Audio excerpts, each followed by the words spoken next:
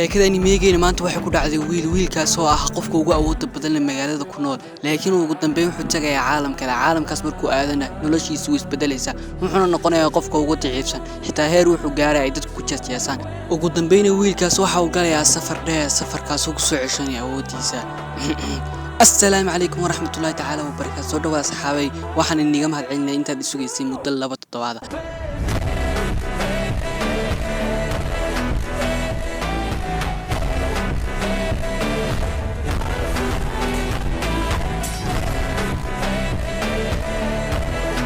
maantana waxaan wada animeegaas oo ah animeegi xamaasadiisa wata sidaas darteed igama soo dhacaya saxaabe ee fadlan muuqaalka like saar kanaalka lagu soo biro subscribe saar nagu tura 12,000 oo subscribe imika inoo bilaabo xalqadeena maanta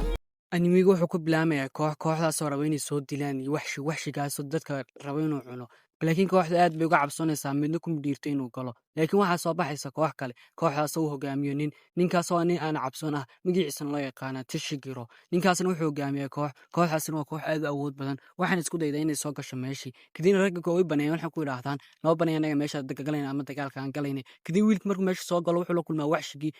wuxuu arko wiilku markuu arko waxshigii wuxuu bilaabay soo weerar wiilkii laakiin qofka soo weeraray waxshigu ma aha qof caadiyan mana aha qofkii ka cabsoon jiray ay dadka ka cabsoon jiray waa wiil aad u awood badan wuxuuna ku yiraahdaa qalad ayaad ku leedahay in aniga soo weerartid waxshigin wuxuu bilaabay wiilkii uu darabaad ku jiido waxshigin markuu arko wiilku la yaabaa wuxuuna yiraahdaa ayaad tahay adigu markaas wiilku wuxuu ku dhaaway baran doontaa kadib wuxuu bilaabay inuu darabaad ku sii wado oo dhan kasta ka garaaco ama jiha kasta ka garaaco waxshigin aad ayuu awood badan yahay waxshigan wiilkiina uu ka adkaan kar waayaa laakiin wiilku isma dhiibo markastana wuxuu bilaabay inuu jiha kasta ka garaaco laakiin wiilku xogaa imika tamartiisu way soo yaraataa awoodiisuna soo daciiftaa laakiin isagoo isma dhiibay intaas oo dhan kadibna gabadha ayaa waxa ku tiraahdaa masaas oo dhan baa isku dhiibaysaa hays dhiibina wad dagaalka ku tiraahdaa kadib wiilku wuxuu yiraahdaa aniga qofka ugu qalbiga adag leh macni kooxdayda waa inaan la dagaalamo bahalka intuu aan la dagaalami karo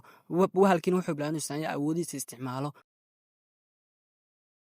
oo wiilkii soo weero laakiin wiilkii wuxuu isticmaalay sixirkiisii kadibna wuxuu ku jiilaa bahalkiina xoogaasna tamartiisu way yaraataa laakiin isagna isma dhiibo bahalkii mar labaad soo sarkaca wiilkiina wuxuu bilaabay inuu gambiyo darabaadkiisa oo gabadhi taxfiiska siinaysa ama dhiirigelinta siinaysa ayaa dhiirigelinteedu ku sii sarkaca gabadhu markaa waxay gabadh gaar feerintiisa ama saaxiib ay ahaayeen awoodiina wiilku si korodhaa dadkina way la yaabaan waxay yiraahdaan wax managa ku ogeyn awoodda noocan oo wiilku la soo baxay markii hore wuxuu ahaa nin awood badan laakiin hadda aad buu si taxfiis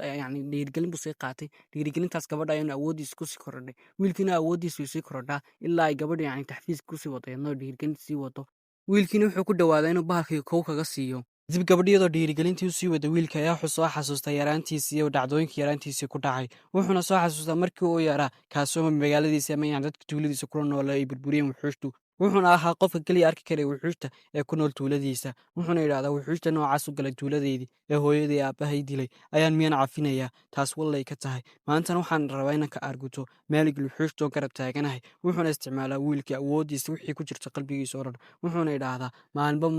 midba awood badan marna Donald Trump awood badna marna Cusmaaniyiinta awood badna laakiin hadda aniga ayaa uga awood badan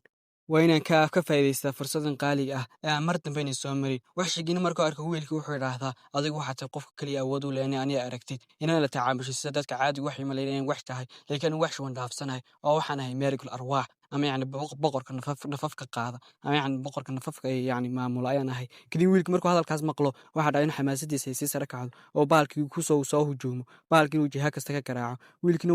bahalkii uu la yaabo wuxuu yiraahdaa awoodaha noocan xagee keentay markii ay kaliya waxa awood u lahayn inay aragtid maase bahalkii markuu arko wiilkii awoodiisa inay sii badanayso ayaa bahalkii waxa xanaaqa kadib wiilkii wuxuu yiraahdaa adigu waxa tahay qofkii dilay walaalkay dadkii waaweynaa iyo dadkii nolosheeda igu qaaliga ahay tuuladeeda wuxuuna ku yiraahdaa seebay macquultay inaan saas fudud ku cafiyo taasina markaan dhinto ma ku cafin karaa waxa tahay bahal axmaqa oo aan awood lahayn oo aan ixtiraam xitaa yaqaan oo caruurta xitaa laaya adiguna waxa tahay qofkii dilay qofkii ugu qaalisan nolosheeda kadib wiilku wuxuu soo weeraraa bahalkii isagoo isticmaalaya awoodiisii dhanayd wuxuuna bilaabay inuu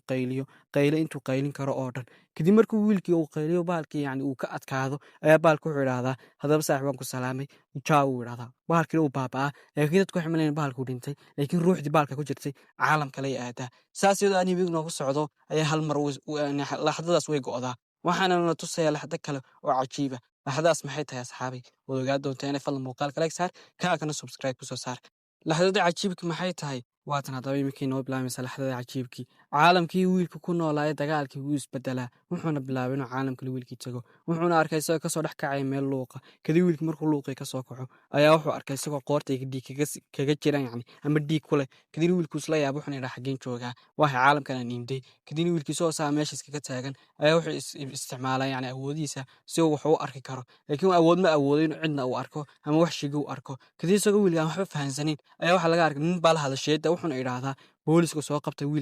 wiilkaas qoortiisa dhiig ayuu ku leeyahay waana dilaa halis ah ee magaalada ayaana lagu sii daynin kadibna wiilkii wuxuu bilaabay inuu iska socday wadadii ninkiina wuxuu bilaabay inuu wiilkii jaasuuso oo sheeda ka eego iyo isagoo meel kasta u maraya yani fiirinaya kadib wiilkii isagoo iska socda wadadii ayaa waxa istaajiyeen nin boolisa waxayna ku idhaahdaan xagee u socotay waryaa kadib wiilkii wuxuu ku idhaahdaa maxaad iga rabtay aniga nima fahmi maxaad ku hadlaysiin kadibna boolisku luuqadiisa way fahmi waayaan wiilkiin isagana luuqadiisa fahmi waaya laakiin wuxuu isticmaala awoodiisa sixirka ahayd ugu dambeyn wuu fahmaa wuxuuna idhahdaa qoortan maxaan dhiigan ku leey maxay tahay caalamkan indena maxay tahay waxba ma fahansanin maxaa iga khaldaniya maanta wiilkii isagoo saa u yaabanoo le maxaad iga wareysanaysan ayaa hal mar askarigii meesha jooga madax laga istaaga waxaana kaga istaagta gabadhii gacantii wiilka soo qabato waana bilowin la soo cararto waxayna keentaa meel luuqa waxayna ku tiraa magacaygu waa boolka waxaana laygu naanaysaa misaaki waxaana rabaa inas barano labadeenu laakiin meesha waxaan kuu keenay in adiga ku dilo markaase wiilku la yaaba wuxuuna ku idhahda maxaad ka wadaa inaan ku dilo adiga maasaa gabadh waxay ku tirahdaa adu waxaad tahay qof xun waxaana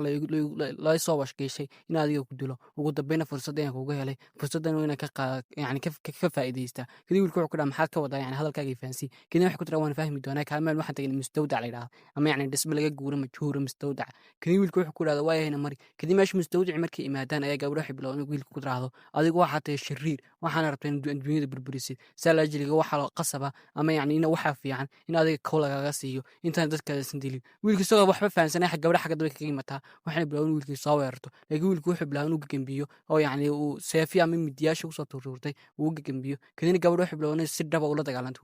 wiilkiina waxma fahansanaa kadib wiilkii wuxuu soo xasuustaa xasuusii yaraantiisii iyo yani gabadh yara kusoo arkay dariiqii markaasuu yidhahda mase masuu dhiibaya gabadhan noo foosha xun leh yani saas anii khiyaami rabta ninkii intay isoo badbaadaysa haddana rabta in aan ii disho oo yani igu tilmaamaysa inaan shariir ahay kadibna gabadha xagga dambe wiilkii ka timaadaa waxayna ku tiraa shariir baa tahay waxaana u qalantay in adiga kow lagaga siiyo oo aad adduunyada ku noolaan wiilkii isagoo waxbaa fahansanin ayuu gabdhuhu iskula bilaabeen iskala dagaalamo gabadhiina wuxuushay soo saarataa waxayna tiraa had way kuu dhammaatay kadib wiilkii waxay bilaabeen wiilku yidhaahdo aniga meesaad igu leedahay haddaba kaalay waaya dagaalka caadiga noo bilow wiilkii isagoo waxbaa fahansanay gabadhi la dagaalamaa wuxuusha qayb kamid ayuu la soo saartaa kadibna gabadha caloosha ayuu ka geliyaa darbadaas markuu caloosha ka geliya gabadhi way dhimataa wayna is dhiibtaa kadib ninkii meesha ka daawanaya wuxuu yidhaahdaa kan waaba halis ah kadib wiilkii isagoo la yaaban waxa dhacaya iyo gabadha cunsada fuduudka u dilay ayaa wuxuu idhahdaa maxaa khaldan kadibna wiilka haddana asxaabi qisihiisa dhabta ayaa fahmayna maanta wiilkan wuxuu yahay yani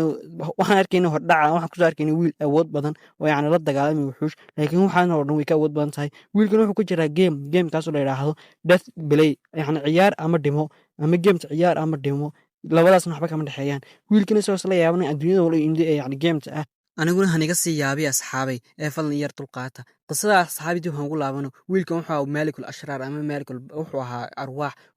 waxaana iibsatay naas saaxirada markay aragtay wiilka awoodiisa waxna ka iibsatay hooyadii aabihii kadib wiilkii wuxuu noqday nin shariira oo dadka si xun u laaya isagoona yani kulli waxa uu ku dilay uusan garanay oo gabadha saaxiradda iibsatay ayaa wiilka waxay ka dhigtay qof bilaa biduuni raxma oo yani qof kasta dila wiilkii inuu soo weynaadaa wuxuuna guursadaa gabadhaasna ugu dambaysana waa laga dilaa oo waxshi ayaa ka dila kadib waxshigi marka uu ka dilo wiilku wuxuu go'aansadaa in maalintaas wixii ka dambeeya uusan qof bini'aadan xitaa u aaba yeelin laakiin dhowr sano wiilku markuu noolaado sixirka iyo islaantuna uu ka baaba'o wiilku wuxuu noqdaa qof aad u awood badan wuxuuna yeeshaa caqli wuxuuna iska joojiyaa dadkii uu dilayay bilaa camalkiisa kaga dilay maantana saxaabi intaasaan kusoo gabagaalkeena waxaan isku dayaa beritada inaan hadan muuqaalkan inoo soo dhigo ee fadl muuqaalka like saara inuguna soo duceeya asxaabi howlo culculus bay sugaya marka howlaasna ilaahay inuu iga soo furto yani iigu soo duceeya marka asxaabi waxaan leeyahay maanta intaasaan nagu soo gabagay muuqaalkeen fadl hadduu muuqaalka ku subscribe kusoo biro kanaalka nagu tuuro 11 kun oo subscribe maca ashuufukum fi xalqa jaay